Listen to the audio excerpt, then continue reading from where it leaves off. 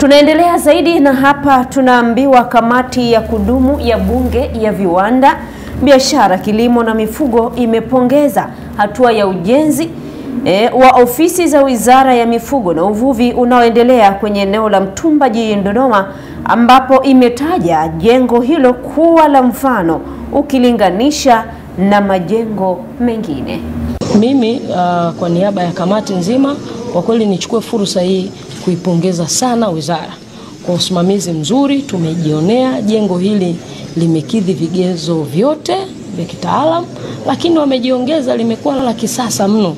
Tumeonyeshwa miundombinu ya kuzima umeme, ya gesi, ya maji, wamekidhi vigezo pia vya watu hata wenye mahitaji maalum.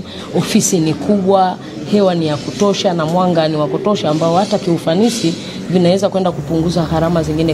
Na katika taarifa hiyo basi, mtazamaji wetu, tunaambiwa pongezi hizo zimetolewa na makamu mwenyekiti wa kamati hiyo Mheshimiwa Mariam Ditopile muda mfupi baada ya kuiongoza kamati yake kukagua jengo hilo litakalo gharimu takriban bilioni 24.9 hadi kukamilika kwake. Kwa hiyo tunaona ni kweli linakwenda kuwa jengo la kipekee zaidi. Fedha nyingi zimewekeza. Kwa hiyo hapo nao jisifu kwamba ndio umechangia kutokana na mapato na kodi na bidhaa unazonunua.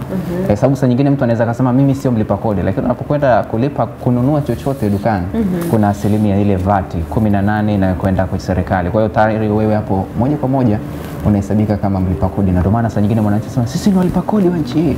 Kwa hiyo alikuwa anamaanisha kwamba katika kila huduma unayoifanya ndani ya nchi, hususan za kibiashara na mahitaji mbalimbali, unachangia kwenye pato la taifa lako, na ni sheria hadi kwenye vitabu vya kiimani vikikutaka wewe kulipa kodi.